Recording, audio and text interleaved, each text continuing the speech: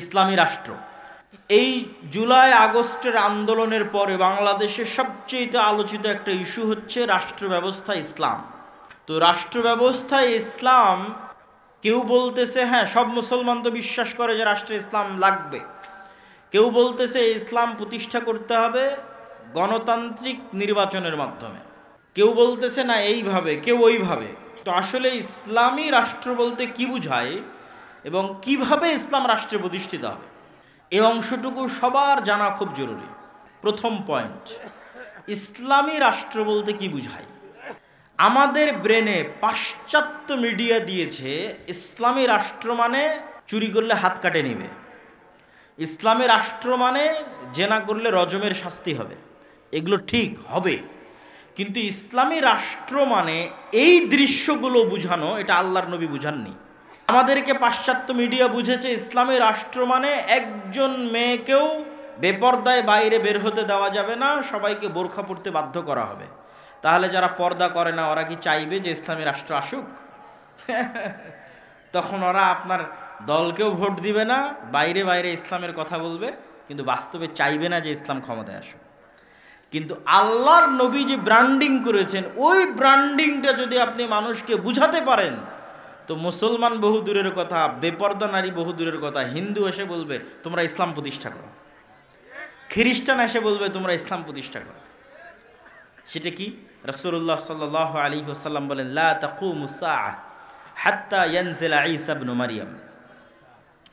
কিয়ামত ততদিন হবে না যতদিন মারিয়ামের সন্তান ঈসা পৃথিবীতে নেমে না আসছে। আর মারিয়ামের সন্তান ঈসা পৃথিবীতে নেমে আসার পর তিনটা কাজ করবে। এক, ইয়াকসিরুস সালিব, ক্রুশকে ভেঙে দিবে।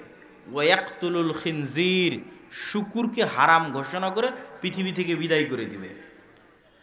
তিন নম্বরটা হচ্ছে সবচেয়ে গুরুত্বপূর্ণ। আগের দুটো ভিন্ন পরিবেশের সাথে সম্পৃক্ত, কি পরিবেশ সেটারও একটু ইঙ্গিত দিব। আর তিন নম্বরটা হচ্ছে মূল, সেটা কি? উনি সমগ্র পৃথিবীতে হাকামান মুকসিতা, সমগ্র পৃথিবীতে ঈসা আলাইহিস সালাম ন্যায় বিচার প্রতিষ্ঠা করবে। বলেন আল্লাহু আকবার।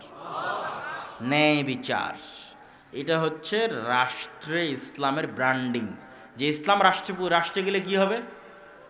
আপনার মানুষ আপনাকে বলবে ইসলাম রাষ্ট্রে গেলে হাত কাটবে, কেউ বলবে রজম করবে, কেউ বাধ্য পর্দা করবে। আল্লাহর নবী বলছেন ইসলাম রাষ্ট্রে গেলে সমগ্র পৃথিবীতে কি প্রতিষ্ঠা হবে? ন্যায় বিচার প্রতিষ্ঠা হবে। মানে একজন মানুষও মাজলুম থাকবে না, একটা হিন্দু মাজলুম থাকবে না, একটা কুকুরও মাজলুম থাকবে না। তার নাম ন্যায় বিচার। এবং এই ব্র্যান্ডিংয়ের কারণেই ইসলামে ন্যায়ের গুরুত্ব কত বেশি। রাসূলুল্লাহ সাল্লাল্লাহু আলাইহি ওয়াসাল্লাম বলেন, সাবআতুন ইউদিল্লুহুমুল্লাহ ইয়াওমা লা দিল্লা ইল্লা দিল্লুহ। 7 শ্রেণীর মানুষকে কিয়ামতের মাঠে আল্লাহ বিশেষ ছায়া দিবে। তার এক নাম্বার, ন্যায়পরায়ণ দায়িত্বশীল। মানে যে ন্যায়পরায়ণ দায়িত্বশীল, ওই নাম্বারিংয়ে যে এক নাম্বারে চলে গেছে, তো তাহাজ্জুদ গুজার ব্যক্তিকে পিছনে ফেলে কিন্তু এক নাম্বারে গেছে। নফল সিয়াম পালনকারী ব্যক্তিকে পিছনে ফেলে এক নাম্বারে গেছে। আর যত ফাজাইলে আমল আপনার জানা আছে সবগুলোকে পিছনে ফেলে এক নাম্বারে গেছে ন্যায়পরায়ণ দায়িত্বশীল। কেননা ওইটাই সবচেয়ে কঠিন, ওইটাই সবচেয়ে কঠিন। আর ওইটা একমাত্র সত্যিকার মুসলিমই ওইটা প্রতিষ্ঠা করতে পারবে। ন্যায়ের গুরুত্ব আল্লাহর নিকটে কত বেশি, আল্লাহ সুবহানাহু ওয়া তাআলা বলছেন, ইন্নাল্লাহা ইয়া'মুরুকুম বিল আদল। আল্লাহ তোমাদেরকে ন্যায় প্রতিষ্ঠা করার আদেশ দিয়েছেন। আল্লাহ আরো বলেন, লা ইয়াজরিমান্নাকুম শানআনু কওমিন আলা আল্লা তা'দিলু। হে মুমিনেরা, হে মুসলমানেরা, নির্দিষ্ট কোনো মানুষের প্রতি তোমার অন্তরে থাকা ক্ষোভ, নির্দিষ্ট কোনো দলের প্রতি তোমার অন্তরে থাকা হিংসা তোমাকে যেন অন্যায় করতে উদ্বুদ্ধ না করে, বরং ন্যায় প্রতিষ্ঠা করো। আর এটিই তাকওয়া। আল্লাহর নবী সন্তান সন্ততিকে চুমু দেওয়ার ক্ষেত্রে, ভালোবাসার ক্ষেত্রে ন্যায় প্রতিষ্ঠা করতে বলেছেন। আর আল্লাহ বিবাহের ক্ষেত্রে স্ত্রীদের উপর ন্যায় প্রতিষ্ঠা করতে বলেছেন, যে যদি ন্যায় প্রতিষ্ঠা করতে পারো তবে একের অধিক বিয়ে করো। তো এতগুলো কথা কেন বললাম? রাষ্ট্রে ইসলামের ব্র্যান্ডিং নেয়, আর ঈসা আলাইহিস সালাম সমগ্র পৃথিবীতে ন্যায় বিচার প্রতিষ্ঠা করবে। এখন আপনার কাছে আমার প্রশ্ন, যে ঈসা আলাইহিস সালাম যদি নিজে ন্যায় পরায়ণ না হয়, উনি কি ন্যায় প্রতিষ্ঠা করতে পারবে? পারবে না। তাহলে ঈসা আলাইহিস সালাম যে সমগ্র পৃথিবীতে ন্যায় প্রতিষ্ঠা করবে, তার জন্য এক নম্বরে ঈসা আলাইহিস সালামকে নিজেকে ন্যায় পরায়ণ হতে হবে। আর আল্লাহ সব নবীকে জন্মগত ন্যায় পরায়ণ করে পাঠিয়েছেন, মানে জন্মই দিয়েছেন নবীদেরকে ন্যায় পরায়ণ সত্যবাদী অবস্থায়। এখন আমার আর আপনার কাছে প্রশ্ন, যে আমরা কি রাষ্ট্রে ইসলাম প্রতিষ্ঠার যোগ্য হতে পেরেছি? ওইটার প্রশ্নের এক নম্বর আসবে যে আমরা কি ন্যায়পরায়ণ হতে পেরেছি। যদি আমরা ন্যায়পরায়ণ হতে না পারি, তো রাষ্ট্রে ইসলাম প্রতিষ্ঠার যোগ্য হতে পারিনি। এবার বাস্তব উদাহরণে আসেন। আপনাদের এই চারঘাট, বাঘা, রাজশাহীর এই অঞ্চলের যত মানুষ আপনারা এখানে উপস্থিত আছেন, যতজন মিডিয়ার মাধ্যমে শুনবেন, আশেপাশের পাড়া প্রতিবেশী সবার কাছে চেক করবেন আমার এই প্রশ্নটা। দুটো উদাহরণ দিব। এক, আপনার বাবার মৃত্যুর পরে অথবা আপনার দাদার মৃত্যুর পরে আপনি আপনার বোনকে অথবা আপনার আব্বা আপনার ফুফুকে আপনার দাদা অথবা বাবার সম্পত্তিতে ন্যায়ের সাথে তার পাওনা বুঝিয়ে দিয়েছে কি? প্রশ্ন। এক দল মানুষ পাবেন বুঝিয়েই দেয়নি, মানে বোনকে এই অজুহাত দিয়েছে যে সে ভাইয়ের বাড়িতে যাতায়াত করবে, এই জন্য ভাই তার সম্পত্তি ভোগ করবে। আর আরেক দল মানুষ বুঝিয়ে দিয়েছে ঠিকই, কিন্তু চারঘাট বাজারের দামি জমিটা নিজে নিয়েছে, আর বিলে নদীর মধ্যে ভাঙ্গনে যে জমিটা চলে গেছে সেটা বোনকে দিয়েছে। চরের জমি বোনকে দিয়েছে, আর ভালো জমি নিজে নিয়েছে। তো এটা কি ন্যায় প্রতিষ্ঠা করেছে? সে ন্যায় প্রতিষ্ঠা করেনি। এবার রেজাল্ট কি? রেজাল্ট হচ্ছে, এই ব্যক্তিকে যদি আপনি এখন রাষ্ট্র ক্ষমতায় বসান, তো 16 বছর যা দুর্নীতি হয়েছে একদিনে তার চেয়ে বেশি করবে। তাহলে সে কি ন্যায় বিচার প্রতিষ্ঠা করতে পারবে রাষ্ট্রে? ও তো ওর বোনের সাথে ন্যায় বিচার প্রতিষ্ঠা করতে পারে না একটা ছোট্ট ফ্যামিলির মধ্যে। তাহলে কেমনে আল্লাহ মনে করবে যে এই মুসলমানটা যোগ্য যে একে ইসলামী রাষ্ট্রের দায়িত্ব দিতে হবে? আল্লাহ কেমনে মনে করবে? আল্লাহ তো বলে রেখেছে ইসলামী রাষ্ট্রের ব্র্যান্ডিং ন্যায় বিচার। তো ওর বোনেরই সম্পদ মেরে দিয়েছে। উদাহরণ 2, চারঘাট, বাঘা সহ আশেপাশের অঞ্চলে অসংখ্য জায়গায় বিবাহ হচ্ছে যৌতুকের ভিত্তিতে, হচ্ছে না? হচ্ছে। তাহলে যে যুবক তার স্ত্রী বা স্ত্রীর পরিবারের নিকট থেকে যৌতুক বাবদ টাকা গ্রহণ করেছে, সেটা প্রকাশ্যে হোক অথবা ছলে বলে কৌশলে হোক। ছলে বলে কৌশলে মোটর সাইকেল নিয়েছে, নিয়েছে, ফ্রিজ নিয়েছে, এসি নিয়েছে। তো ছলে বলে কৌশলে হোক প্রকাশ্যে হোক, সে আরেক মানুষের সাথে আরেক পরিবারের সাথে অন্যায় করেছে। এটা অন্যায়, এটা মানুষের সাথে সম্পর্কিত অন্যায়। তো যার হাত থেকে তার স্ত্রীর পরিবার বা তার স্ত্রীর পিতা ন্যায় পায়নি, ওই ব্যক্তিকে আপনি রাষ্ট্র ক্ষমতায় বসিয়ে দিলেও গত 16 বছর যা দুর্নীতি হয়েছে তা 1 ঘন্টাতেই করে নেবে। 1 ঘন্টাতে অতটি টাকা কিভাবে চুরি করা যায় তার চেষ্টা করবে। কেননা সে তো তার শ্বশুরের সম্পদ দেখে লোভ সামলাতে পারেনি। তাহলে এই মুসলমানেরা রাষ্ট্রের ন্যায় প্রতিষ্ঠার যোগ্য না। তাহলে এই মুসলমানদের হাত দিয়ে আল্লাহ রাষ্ট্রে ইসলামকে বসাবেন, তো ইসলামেরই তো কলঙ্ক হয়ে যাবে।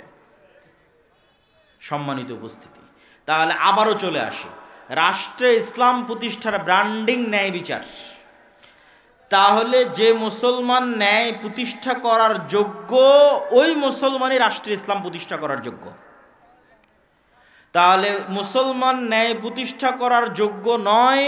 2, আজকের যুগের মুসলমানদের আরেকটা বড় সমস্যা হচ্ছে, আজকের যুগের মুসলমানেরা সত্য বলা জানে না। আর মিথ্যা বললে কখনো নেতা হওয়া যায় না। মিথ্যা বলে কেউ নেতা হতে পারে না, সত্যই মানুষকে নেতা বানায়।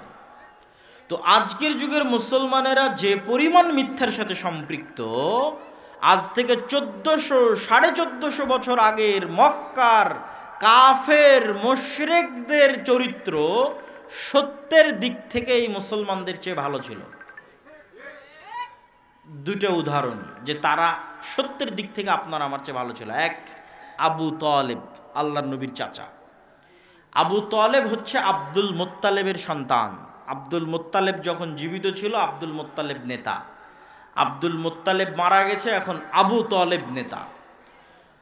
তো Abu Talib as a leader কাফের, মুশরিক, ঈমান আনেনি, এই কথাই ঠিক।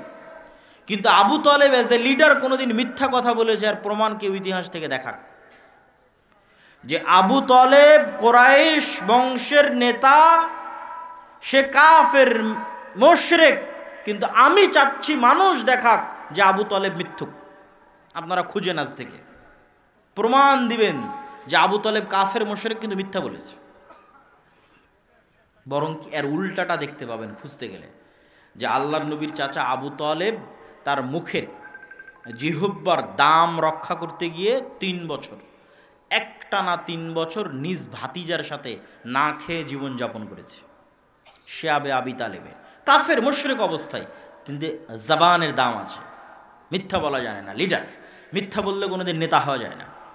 উদাহরণ 2, আবু সুফিয়ান।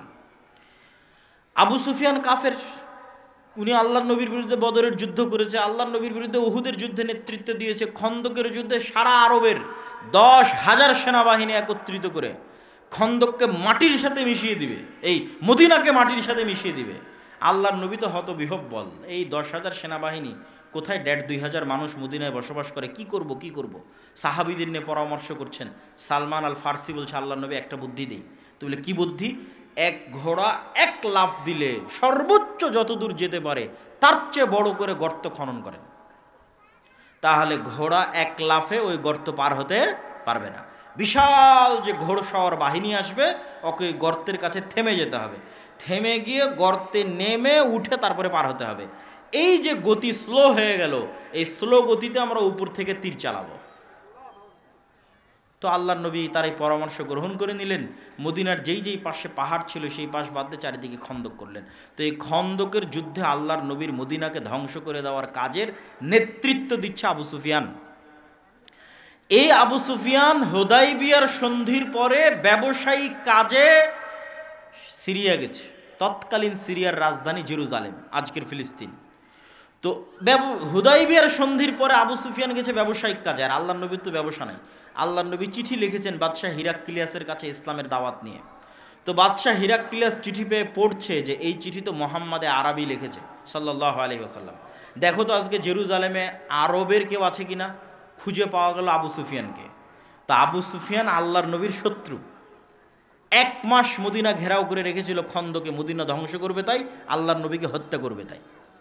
তো শত্রুকে ডেকেছে, আবু সুফিয়ানকে ডেকেছে। আর এক শত্রু, আবু সুফিয়ানের জানিমানি শত্রু, মুহাম্মদ সাল্লাল্লাহু আলাইহি ওয়াসাল্লাম সম্পর্কে জানবে তাই, বুখারীর হাদিস। আবু সুফিয়ানের সামনে তখন কোনো মোবাইলও নাই, ক্যামেরাও নাই, রেকর্ডারও নাই, লাইভও নাই। আবু সুফিয়ান নিজে বলছে, আমি সেই দিন 1000 চেষ্টা করেও মুহাম্মদ সাল্লাল্লাহু আলাইহি ওয়াসাল্লামের নামে মিথ্যা বলতে পারিনি, একটা বাক্য। তো কাফের, মুশরিক, তখন ঈমান আনেনি, but he is a leader, কিন্তু সে নেতা। আর নেতা মিথ্যা বলতে পারে না, মিথ্যা বলে নেতা হওয়া যায় না। তো সে কাফের, মুশরিক অবস্থায় তার শত্রুর নামে মিথ্যা বলেনি। আর আপনি এখন ইনস্ট্যান্ট পরীক্ষা করেন, 4 ঘাটের এক গণতান্ত্রিক রাজনৈতিক দলের নেতাকে জিজ্ঞেস করবেন, আর এক গণতান্ত্রিক রাজনৈতিক দলের নেতা সম্পর্কে যা বলবে সব মিথ্যা, কিন্তু দুইজনই মুসলমান। আর এই পুরো গণতান্ত্রিক রাজনীতি টিকে আছে মিথ্যার উপর। তাহলে মিথ্যা বলে আপনি রাষ্ট্রের ইসলাম প্রতিষ্ঠা করবেন? মিথ্যুককে আল্লাহ সুযোগ দিবে রাষ্ট্রের ইসলাম প্রতিষ্ঠা করতে? সম্ভব। রাসূলুল্লাহ সাল্লাল্লাহু আলাইহি ওয়াসাল্লাম বলেন, সালাসুন মান কুন্না ফিহি, 3টে অথবা 4টে বৈশিষ্ট্য যার মধ্যে আছে, মুনাফিকান খালেসা, খাঁটি নির্ভেজাল মুনাফিক। 1, কথা বললে মিথ্যা বলে, তাকে আল্লাহর নবী কি বললেন? মুনাফিক। 2, তাকে কোনো দায়িত্ব দেওয়া হয়েছে, সেই দায়িত্বের আমানতের সাথে খেয়ানত করে। তো এই হাদিসটা এবং ইসলামের এই চিত্রটা, যে ইসলাম মানে সে সত্যবাদী ন্যায়পরায়ণ মুসলিম হবে, এই চিত্রটা আমরা মানুষকে বুঝাতে আমরা আলেম ওলামারা এই পরিমাণ ব্যর্থ যে মানুষ প্রকাশ্যে বলছে যে আমি প্রশ্ন ফাঁস করার টাকা আল্লাহর রাস্তায় দান করি। নাউজুবিল্লাহ। তাহলে ওই মানুষকে আমরা ইসলাম শিখাতে ব্যর্থ? সে প্রশ্ন ফাঁস করার টাকা আল্লাহর রাস্তায় দান করে। আপনি এরকম কত OC, DC, SP, AC land, sub registrar নিবেন, এরা নিজ নিজ পদের দায়িত্বের আমানতের সাথে খেয়ানত করে যে টাকা অর্জন করেছে ওই টাকা দিয়ে হজ করতে গেছে। তাহলে আমরা তাদেরকে ইসলাম বুঝাতে পেরেছি? পারিনি। ওদেরকে আল্লাহর নবী বলেছেন মুনাফিক। কি বলেছেন? মুনাফিক। আর মুনাফিক মুসলিম কখনো নেতা হতে পারে না। তাহলে আপনি চারিদিকে তাকিয়ে এখন একটা মুসলমান খুঁজে বের করেন যাকে আল্লাহ ইসলামী রাষ্ট্রের নেতা বানাবে, একটাও খুঁজে পাবেন না। এটাই হলো সবচেয়ে হতাশা। তো যদি খুঁজে না পাবেন তাহলে জিজ্ঞেস কেন করেন যে রাষ্ট্রে ইসলাম প্রতিষ্ঠা করতে হবে? যোগ্য তো না আমরা রাষ্ট্রে ইসলাম প্রতিষ্ঠা করার। আর এই জিনিসটা আমি আরও বেশি রিয়ালাইজ করেছি, আরও বেশি অনুভব করেছি যখন ইউরোপে, ইংল্যান্ডে মুসলমানদেরকে দেখেছি। মুসলমানেরা দেধারসে আর এক খ্রিস্টান রাষ্ট্রের কাছে, আর এক কাফের রাষ্ট্রের কাছে মিথ্যা বলতেছে। ওই খ্রিস্টান কাফের রাষ্ট্রের কাছে 2টা টাকা বেশি পাবে তাই। মানে মুসলমানে তো মিথ্যা বলছেই, কিন্তু এক মুসলমান যে বলে যে আমি কালেমা পড়েছি আশহাদু আল্লা ইলাহা ইল্লাল্লাহ, সে নাকি নবীর উম্মত। তো নবীর উম্মতের নবীর কি অপমান, আর এই কালেমার কি অপমান যে কালেমা পাঠকারী মুসলমান আর এক খ্রিস্টান আর এক কাফের এবং কাফের রাষ্ট্রের কাছে মিথ্যা বলছে 2টা টাকা বেশি নেওয়ার জন্য। বলেন নাউজুবিল্লাহ। এই হলো মুসলমানদের আত্মমর্যাদা, এই হলো মুসলমানদের আত্মসম্মান। সম্মানিত উপস্থিতি, তাহলে আমাদের এই চারিত্রিক গুণ যতদিন উন্নত না হবে, একটা প্রজন্ম যতদিন আমরা তৈরি না করতে পারবো যে প্রজন্ম সত্যের উপর অটল, ন্যায়ের উপর অটল, ন্যায় প্রতিষ্ঠা করবে, ন্যায় প্রতিষ্ঠার আন্দোলন করবে, ন্যায় প্রতিষ্ঠার সংগ্রাম করবে। আপনি মসজিদে যান, মাদ্রাসায় যান, ইসলামী দলে যান, ইসলামী আন্দোলনে যান, সব জায়গায় নামাজ আছে, সিয়াম আছে, সালাত আছে, আকীদা আছে, নাই তো কি ন্যায়পরায়ণতা নাই। এইটা বাস্তবতা এবং সত্য বলছি। ওই মাদ্রাসার সাথে এই মাদ্রাসার মিল নাই, ওই দলের সাথে এই দলের মিল নাই। ভিতরে যান, বাহিরে বক্তাদের মুখে শুনবেন যে মাসলা মাসাইল, আদর্শ, এগুলো আদর্শ মাসলা মাসাইল কিছু না। ভেতরে গিয়ে দেখেন হয় একজন অন্যায় করছে আর একজন মাজলুম, আর কিছু না। ইসলামী দলের নেতা যে কর্মী বেশি চামচামি করেছে ওকেই পদ দিয়েছে, আর যে কর্মী কঠোর পরিশ্রম করেছে ওকে পদ দেয়নি। তাবলিগ জামাতের গন্ডগোল যান, চ্যালেঞ্জ দিলাম, বাহির থেকে আপনার মনে হচ্ছে যে না এখানে মনে হয় ফতোয়া মাসলা মাসাইলের কিছু না। ভেতরে গিয়ে দেখেন একজন জালেম আর একজন মাজলুম। মসজিদে যান, মাদ্রাসায় যান, মাদ্রাসার পরিচালক, মসজিদ কমিটির সভাপতি, সে তার মসজিদের দায়িত্বশীল যারা আছে তাদের প্রতি ন্যায় করতে পেরেছে। মাদ্রাসার পরিচালক তার মাদ্রাসার শিক্ষকদের প্রতি ন্যায় করতে পেরেছে। সালাত, সিয়াম, হজ, যাকাত সবই আছে, বাবা ন্যায় নাই। তো যিনি ন্যায় প্রতিষ্ঠা করতে পারেননি তার দলে, যিনি ন্যায় প্রতিষ্ঠা করতে পারেননি তার মাদ্রাসায়, তাকে আল্লাহ কেমনে যোগ্য মনে করবে যে সে রাষ্ট্রে ন্যায় প্রতিষ্ঠা করতে পারবে? অতএব আমাদের মূল জায়গায় হাত দিতে হবে, ন্যায় প্রতিষ্ঠার আন্দোলন করতে হবে। চারঘাটের মানুষ, যুবকেরা যদি মনে করে আমরা রাষ্ট্রে ইসলাম দেখতে চাই, তাহলে তোমার সমাজে অন্যায় বন্ধ করো। যেখানে জানাজা পড়াতে গেছে ওখানে জানাজা পড়িয়ে ওর মেয়েকে ওর ন্যায্য হিস্সা বুঝিয়ে দাও, ন্যায় প্রতিষ্ঠা করো। জুলম হবে, মুসলমান চেয়ে দেখবে, আবার ওই মুসলমানকে আল্লাহ নেতা বানাবে, এটা অসম্ভব। মোহাম্মদ বিন কাসেম সিন্ধু বিজয় করতে এসেছিল, আমরা জানি ইসলাম প্রচারের জন্য এসেছিল। আপনি ইতিহাস ঘেটে দেখেন, সিন্ধু বিজয় করতে এসেছিল অত্যাচারিত মা এবং বোনদেরকে বাঁচানোর জন্য, ইতিহাস তাই লেখা আছে। স্পেনে গেছে তারেক বিন জিয়াদ, আমরা বলছি তারেক বিন জিয়াদ স্পেনে ইসলাম প্রচার করেছে। আপনি ইতিহাস পড়ে দেখেন, তারেক বিন জিয়াদ স্পেনে গেছে, স্পেনের মানুষেরা বারবার চিঠি লিখেছে আমরা অত্যাচারিত, আমরা মাজলুম, আমাদের বাঁচাও। অত্যাচারিত মাজলুমকে বাঁচাতে স্পেন গেছে। তো ইসলাম হচ্ছে ন্যায়ের দিন, ন্যায়ের ধর্ম, ন্যায় প্রতিষ্ঠা করার ধর্ম। একবার যদি মুসলমানেরা আবার সত্য বলা শিখে যায়, আবার ন্যায় প্রতিষ্ঠা করা শিখে যায়, তাহলে ওই রকম রোমান আর পারস্য সাম্রাজ্যের মতো আজকের যুগের যত সুপার পাওয়ার আছে সব মুসলমানদের পায়ের নিচে। কিন্তু ওই রকম ব্যক্তিত্ব সম্পন্ন, আত্মমর্যাদা সম্পন্ন মুসলমান লাগবে। তো ব্যক্তিত্ব আত্মমর্যাদা মুসলমান তৈরি হবে কেমনে? সবার তো কিস্তিতে লোন আছে, এটা হাসির কথা নয়। এটার পিছনে একটা হাদিস বলি আপনাদেরকে। রাসূলুল্লাহ সাল্লাল্লাহু আলাইহি ওয়াসাল্লাম বলতেছেন, আল্লাহুম্মা ইন্নী আউযু বিকা মিনাল মা'সামি ওয়াল মাগরাম, হে আল্লাহ, পাপ থেকে বাঁচতে চাই, লোন থেকে বাঁচতে চাই। আর এক দোয়ায় আল্লাহর নবী বলছে, আল্লাহুম্মা ইন্নী আউযু বিকা মিনাল হাম্মি ওয়াল হুজনি, বলতে বলতে বলছেন ওয়াজালঈদ দাইনি বা ওয়াগালাবাতিদ দাইনি, যে আমি ঋণের বোঝা থেকে বাঁচতে চাই। তো আল্লাহর নবীকে সাহাবীরা জিজ্ঞেস করছে, হাদিস সহিহ, যে আল্লাহর নবী আপনি ঋণ থেকে এত কেন বাঁচতে চান? তো আল্লাহর নবী বলছেন, আর রজুলু ইজাস্তাদানা বাদা আইয়ুকাযযিব, মানুষ যখনই লোন নেওয়া শুরু করে তখনই মিথ্যা বলা শুরু করে। এবার বুঝলেন কেন বললাম যে আত্মমর্যাদা সম্পূর্ণ মুসলমান কেমনে তৈরি হবে? সবাই তো কিস্তিতে লোন নিয়ে রেখেছে। আল্লাহর নবী বলে গেছেন মানুষ লোন নেওয়া শুরু করলে কি বলে? মিথ্যা বলে। তাহলে আপনি কিস্তিতে যখন লোন কর্জ নেওয়া শুরু করেছেন, তো হয় আপনি মিথ্যা বলছেন, না আপনার বউকে মিথ্যা বলা শিখিয়েছেন, না হয় আপনার ছেলেকে মিথ্যা বলা শিখিয়েছেন। তো পুরো একটা পরিবার মিথ্যার উপর গড়ে উঠতেছে। তো এই পরিবার থেকে মোহাম্মদ বিন কাসেম, তারেক বিন জিয়াদের জন্ম হবে? সালাহুদ্দিন আইয়ুবীর জন্ম হবে? অসম্ভব। শুধু গোলামের জন্ম হতে পারে, গোলাম, কৃতদাস, যারা ভারতের গোলামি করে জীবন পার করবে, সেই গোলামের জন্ম হতে পারে। আর যদি বলে না গোলামের জন্ম হবে না, নেতার জন্ম হবে, তাহলে অবশ্যই সত্য বলতে হবে। আর সত্য বলতে চাইলে লোন নেওয়া যাবে না, নাহলে মাথা উঁচু করে থাকতে পারবেন না। লোন আপনার মাথা নিচু করবেই। সম্মানিত উপস্থিতি, এবার বক্তব্যের এই দ্বিতীয় অংশের আর এক পয়েন্ট, যে রাষ্ট্রে ইসলাম প্রতিষ্ঠা করতে চাইলে 1 নাম্বার বলেছি, মুসলমানদের সত্যবাদী হতে হবে, ন্যায়পরায়ণ হতে হবে, ন্যায় প্রতিষ্ঠার আন্দোলন করতে হবে। পয়েন্ট নাম্বার 2, নিজের দ্বীনের উপর, নিজের নবীর সুন্নাতের উপর শক্ত কনফিডেন্স, আত্মবিশ্বাস থাকতে হবে। এবং এটার উদাহরণ দিয়ে আমি আমার বক্তব্যের শেষের দিকে চলে যাব। শক্ত আত্মবিশ্বাস এবং শক্ত কনফিডেন্স যদি দেখতে চান, তাহলে 2টা জাতিকে দেখবেন, একটার নাম হিন্দু আর একটার নাম ইহুদি। আপনি বলবেন পৃথিবীর সবচেয়ে 2 নিকৃষ্ট জাতির উদাহরণ দেখতে বললেন, জি। হিন্দুর উদাহরণ 1 নাম্বার কেন?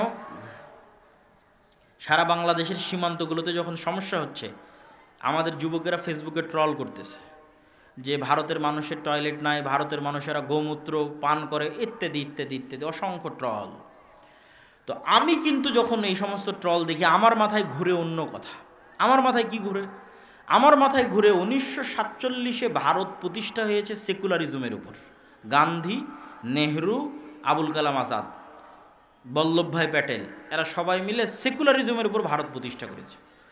আর মিস্টার জিন্নাহ, আল্লামা ইকবাল, শেরে বাংলা মিলে পাকিস্তান আর বাংলাদেশ প্রতিষ্ঠা করেছে ইসলাম আর মুসলমানের নামের উপর। আজকে 70-75 বছর পর ওই পাকিস্তান আর এই বাংলাদেশ পাল্লা দিয়ে পৃথিবীকে বলছে, দেখো আমি কত বড় সেকুলার, আমি কত বড় উদার, আমি কত বড় ধর্মবিদ্বেষী, আমি মৌলবাদী নই, আমি উমুক নই, আমি তুমুক নই। এক রাজনৈতিক দলের দায়িত্বশীল তো আবার পাশের দেশকে আশ্বস্ত করছে যে আমরা মৌলবাদী নই। তো এরা হচ্ছে পাল্লা দিয়ে পৃথিবীকে দেখাচ্ছে, দেখো কি আমি সেকুলার, আমি মৌলবাদী না। এবার যেই দেশ 1947-এ সেকুলারিজমের উপর প্রতিষ্ঠা হয়েছিল, সেই ভারত আজ 75 বছর পর হিন্দুত্ববাদকে ডাঙ্কে কি চোট পার, মানে দুনিয়ার কারো কথার পরোয়া না করে হিন্দুত্ববাদকে রাষ্ট্র ক্ষমতায় বসিয়েছে।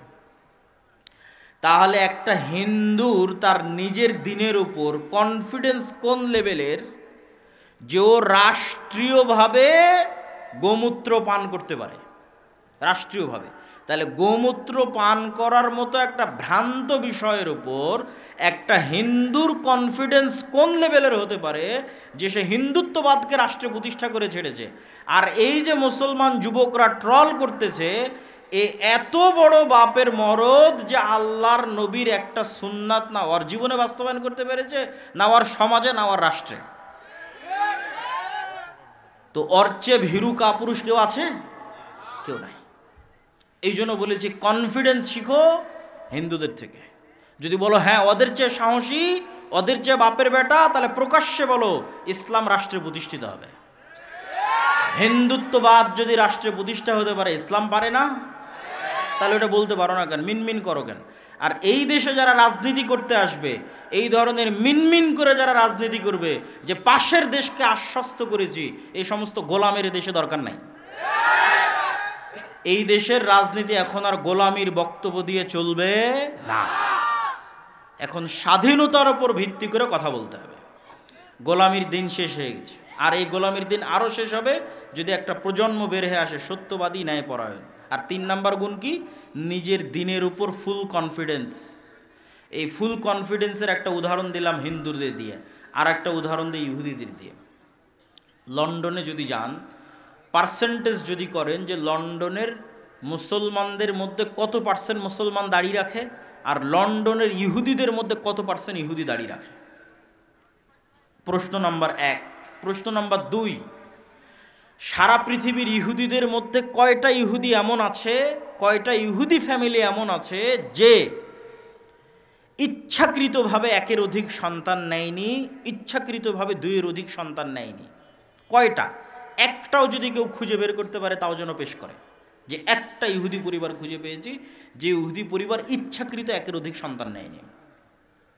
পয়েন্ট নাম্বার 3, একটা ইহুদি পরিবার বা একজন ইহুদি ব্যক্তি বা একটা ইহুদি সমাজের একটা অংশ খুঁজে বের করে নিয়ে আসতে হবে যারা পারস্পরিক সুদের লেনদেন করে। হ্যাঁ, সারা পৃথিবীতে সকল সুদি কারবারের গডফাদার ওরাই, কিন্তু ওরা নিজেরা সুদি লেনদেন করে না। এক ভয়ঙ্কর আজীব জাতি। কি পরিমাণ কট্টর তাদের দিনের উপর! প্রত্যেকটা ইহুদি রেস্টুরেন্টে একজন করে ইহুদি রাবাই, ইহুদি হুজুর। আপনাদের পিএজির দোকানেও একজন হুজুর বেতনভুক্ত আছে, খালি দেখবে পিএজিটা হালালভাবে বানানো হচ্ছে কিনা। প্রত্যেকটা ইহুদি রেস্টুরেন্টে আছে, আরও অসংখ্য উদাহরণ আছে, সেগুলো দিলাম না। তো শুধু এই 3টা প্রশ্নের উত্তর যদি আর এক মুসলমানের সাথে কম্প্রোমাইজ করেন যে সারা পৃথিবীতে কয়টা মুসলমান, কত পার্সেন্ট মুসলমান সুদি লেনদেনের সাথে জড়িত, কত পার্সেন্ট ইহুদি সুদি লেনদেনের সাথে জড়িত, এরকম যে 3টা প্রশ্ন করলাম, দাড়ির প্রশ্ন করলাম, খালি এই 3টা প্রশ্নের উত্তর খুঁজে নিয়ে আসবেন, দেখবেন কে নিজের দিনের উপর বেশি কট্টর আর কে নিজের দিনের উপর। আজকের যুগের মুসলমান তো দাড়ি রাখার আগে 10 বার ডানে 10 বার বামে তাকাবে, না জানি কে সন্ত্রাসী বলে, না জানি কে জঙ্গি বলে, কিন্তু এই পরোয়া ইহুদিরা করে না। সম্মানিত উপস্থিতি, বক্তব্য দীর্ঘায়িত করতে চাচ্ছি না, নিজের দিনের উপর শক্ত কনফিডেন্স থাকতে হবে, নো কম্প্রোমাইজ। পয়েন্ট নাম্বার 3, এটা হলো আজকের বক্তব্যের শেষ পয়েন্ট। সেটা হচ্ছে ইব্রাহিম আলাইহিসসালাতু ওয়াসসালামের আদর্শ কুফরি মতবাদ এবং শিরকি মতবাদ থেকে নিজেকে মুক্ত ঘোষণা করা। ইব্রাহিম আলাইহিসসালাতু ওয়াসসালাম বলছেন, কাফারনা বিকুম, তোমাদের কুফরি করলাম, তোমাদের কাফের, তোমাদের মূর্তির কাফের। আর আজকে আমরা নিজেদেরকে দেখাচ্ছি যে কার কত বেশি ঈমান আছে গণতন্ত্রের উপর, সমাজতন্ত্রের উপর, ধর্মনিরপেক্ষ মতবাদের উপর, পুঁজিবাদী সুদী অর্থনীতির উপর কার কত বড় ঈমান আছে, এইটা প্রমাণ করে আমরা রাষ্ট্রে ইসলাম প্রতিষ্ঠা করতে যাচ্ছি।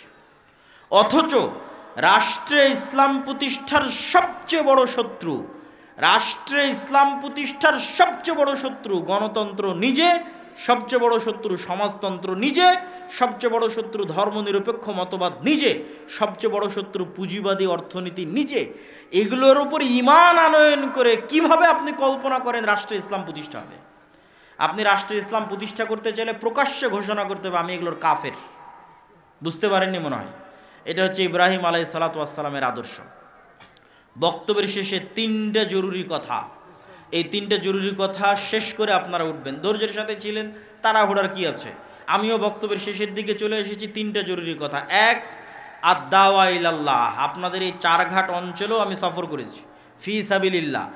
আজকের সফর কিন্তু ফি সাবিলিল্লাহ সফর না, কিন্তু ওই সফরগুলো ফি সাবিলিল্লাহ। মানে আপনাদের এখানে যারা উপস্থিত আছে, আমার চাচারা, আমার পরিচিত লোকজন, তারা আমার পকেটে 1 টাকাও হাদিয়া দিতে পারেনি, আমি নিজ খরচে এসেছি। তো এই চারঘাট, এই বাঘা, এই রাজশাহীর সব উপজেলাগুলোতে শুধু মসজিদ ভিত্তিক কোরআন শিক্ষার জন্য আমার সফর করা আছে। এখন পর্যন্ত 300-র অধিক মসজিদ সফর করা আছে। আর এখন আমার ছোট ভাই আব্দুর রহিম দিনাজপুর অঞ্চলে সফর করছে। তো এটার প্রথম উদ্দেশ্য কি? মসজিদে মক্তব চালু করা। সেক্ষেত্রে আমরা আপনাকে কি সুবিধা দিব? এখন পর্যন্ত 500টা মক্তবের ইমামেরা নিজ নিজ জেলা থেকে রাজশাহী জামিয়া সালাফিয়াতে ট্রেনিং নেওয়ার জন্য এসেছে, তাদের আসার খরচ আমরা দিয়েছি। 10 দিন 7 দিন থেকে ট্রেনিং নিয়েছে, থাকা খাওয়া ট্রেনিং খরচ সব আমরা বহন করেছি। আবার ওর মসজিদ পর্যন্ত যাবে তার যাতায়াত খরচ আমরা দিয়েছি। আবার প্রত্যেকের হাতে 5টা 10টা করে ফ্রি বই দেওয়া হয়েছে। তবে আলহামদুলিল্লাহ আগামী 22 তারিখ এই 500টা মক্তবের সকল ছাত্রছাত্রীকে 1 কপি করে প্রায় 20,000 ওসমানী কায়দা ফ্রি বিতরণ করা হবে। বলেন আলহামদুলিল্লাহ। তাহলে এই যে সব কিছু নিয়ে বসে আছি, এখন আপনি যদি আপনার মসজিদের ইমামকে না পাঠান, আপনি যদি আপনার মসজিদে আমাদের উন্নত সিলেবাস অনুযায়ী ট্রেনিং নিয়ে মক্তব না চালান, তাহলে সেটার জবাবদিহিতা আপনাকে দিতে হবে, সেটার দায়িত্ব আমরা নিব না। কিন্তু আমাদের দরজা উন্মুক্ত, আহ্বান উদাত্ত যে আপনাদের মসজিদের মক্তবগুলোকে দাওয়া ইলাল্লাহর অধীনে ট্রেনিং নিয়ে আমাদের সিলেবাসে, এবং আমাদের সিলেবাসের বইও আমরা দিয়ে দিচ্ছি, আপনাদের মক্তবে দ্বীন এবং কোরআন